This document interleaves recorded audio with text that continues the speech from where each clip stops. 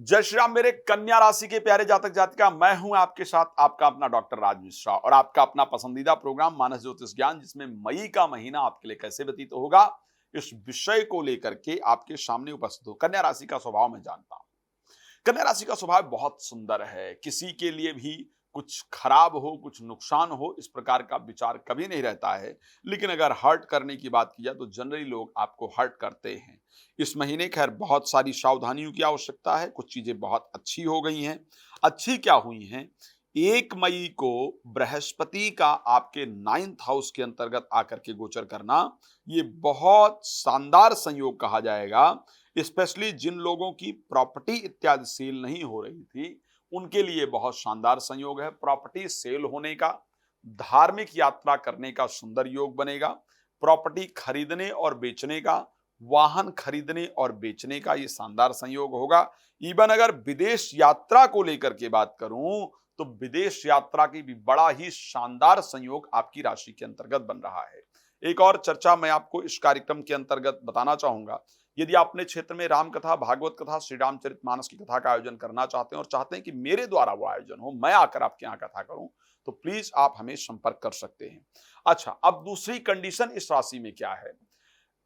ये सब चीजें बड़ी अच्छी मैंने बताया कि प्रॉपर्टी से रिलेटेड काम होने वाला है। जिनको आप दिल से चाहते हैं या चाहती हैं, उनसे आपकी मुलाकात होने वाली है।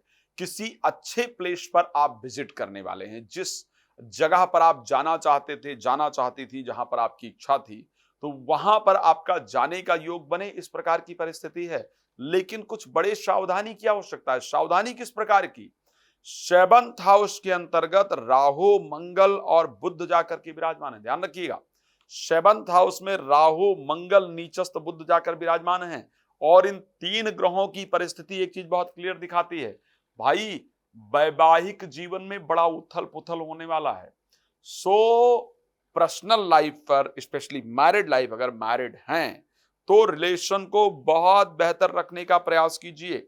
यहां पर आपके द्वारा कही गई बातों को गलत समझा जाए और मामला इतना उलझ जाए कि रिलेशन में ब्रेकअप इत्यादि या रिलेशन छूटने इत्यादि जैसी परिस्थिति उत्पन्न हो, यह संयोग है। दूसरा एक इंपॉर्टेंट पार्ट बता रहा हूं।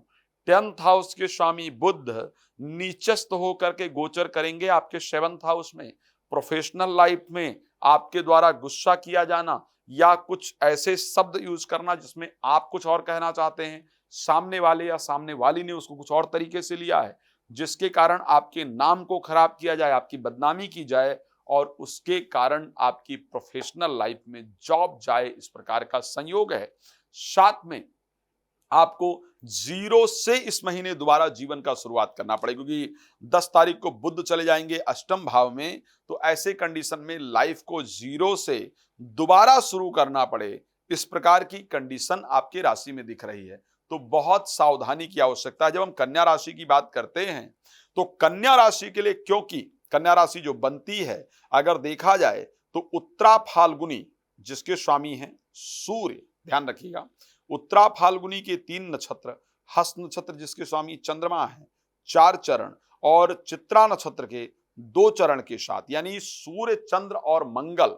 यदि कन्या राशि है, हस्त नक्षत्र है, तो सूर्य उसके स्वामी है। यानी आपके लिए जो बिजनेस फायदेमंद है इस महीने करने का या शुरू करने का या बढ़ाने का, वो आपके लिए ऐसे बिजनेस फायदेमंद है जिसका संबंध फर्नीचर से हो, जिसका संबंध ज्वेलरी से हो, जिसका संबंध गोल्ड से हो, या ठेकेदारी इत्यादि लेकर के काम करने का काम जो फायदेमंद है।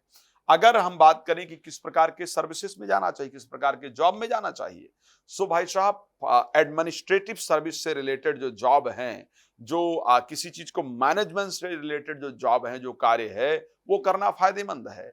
दूसरा, क्योंकि चंद्रमा दूसरे चरण के जो स्वामी हैं कन्या के, वो चित्रा नक्षत्र के स्वामी चंद्रमा माने जाते हैं। सो ऐसे कंडीशन के अंतर्गत चंद्रमा के होने कारण, नहीं, हस्त नक्षत्र के स्वामी चंद्रमा है, क्षमा चाहूंगा, हस्त नक्षत्र के स्वामी चंद्रमा होने के कारण अगर कन्या राशि और हस्त नक्षत्र है आपका, तो लिक्विड से रिलेटेड कोई भी बिजनेस, जिस बिजनेस में लिक्विड का प्रयोग होता हो, ऐसे कोई बिजनेस, या मातृत्व यानी बेबी सिटिंग, स्कूल इत्यादि का भी बिजनेस किया जा सकता है। और तीसरे, चित्रा नक्षत्र के स्वामी मंगल हैं, तो ध्यान रखिएगा, मंगल के होने के कारण आपको जिम ट्रेनर, पुलिस इत्यादि के क्षेत्र में अच्छे रिजल्ट प्राप्त होते हैं। अब अगर कन्या राशि के अंतर्गत आपका जन्म हुआ हो तो ऐसे कंडीशन में आपको क्या करना चाहिए? तो कन्या नक्षत्र में सूर्य देवता होते हैं, आर्यमा सूर्य हैं और विश्वकर्मा होते हैं। अब विश्वकर्मा और सूर्य का मतलब यह है कि एक तो सूर्य को एवरीडे आपको जल जरूर प्रदान करना चाहिए, इसको ध्यान रखिएगा। और जल प्रदान करने के साथ साथ किसी व्यक्ति को, किसी मजदूर को उसके औजार खरीद करके देना आपके लिए बहुत बेनिफिशियल होता है। खैर, रात को 9 बजे, दोपहर को 12 बजे लाइव आता हूं। आप मेरे साथ लाइव जुड़ करके अपने विषय में जो भी जानकारी प्राप्त करना चाहते हैं लाइव में प्राप्त कर सकते हैं। बाकी कॉल अपॉइंटमेंट लेकर आप मेरे साथ जब भी बात करना चाहें कर सकते हैं, कर सकती हैं। मेरे द्वारा राम कथा, भागवत कथा, शिव पुराण की कथा अगर कराना चाहते हैं, कराना चाहती हैं तो भी प्लीज संपर्क कर सकते हैं। आपका जुड़ने के लिए बहुत धन्यवाद। जय श्री राम।